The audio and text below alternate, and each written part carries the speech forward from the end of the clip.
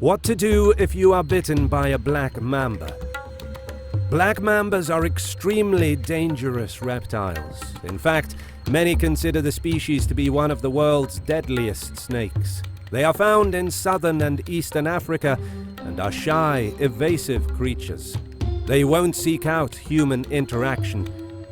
But if cornered or confronted, they will strike, and their venom is lethal. Black mambas probably caused the largest number of snake-related deaths in southern Africa. In a recent case, a South African judge died after being bitten by a black mamba while he was traveling in Zambia.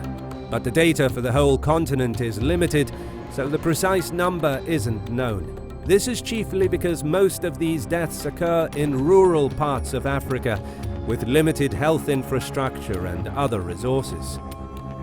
The black mamba is born with 2 to 3 drops of venom per fang. It is a front-fanged snake with fangs up to 6.5 millimeters in length, located at the front of the upper jaw. An adult of the species has between 12 and 20 drops per fang. It takes just 2 drops of venom to kill an adult human. This means that even young black mambas are extremely dangerous. Not much is known about the pathology of trauma of black mamba bites. That is, what the black mamba's toxin does physically inside a victim's system. We do know that the venom is neurotoxic and cardiotoxic. That means that it has a direct effect on the nerves and the heart. The more we know, the better. If we know precisely what the toxin does, hospitals and clinics might be better prepared to treat those who've been bitten. There have been cases where people bitten by a black mamba in 20 minutes had already suffered cardiac arrest with accompanying hypoxic brain injury. So what should you do if a black mamba bites you or someone around you? The first priority is to transport the victim to an appropriate medical facility as soon as possible. First aid should focus on maintaining vital functions such as respiratory support. Keep the victim still and try to limit any unnecessary movement. Remove constricting items, for example rings and clothing, especially those close to the bite site. The first aid treatment of black mamba bites includes lymphatic retardation with the pressure immobilization technique.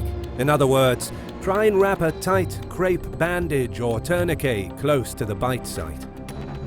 Medical management comprises continuous monitoring, making sure the airways are open, treating symptoms, and the immediate administration of antivenom.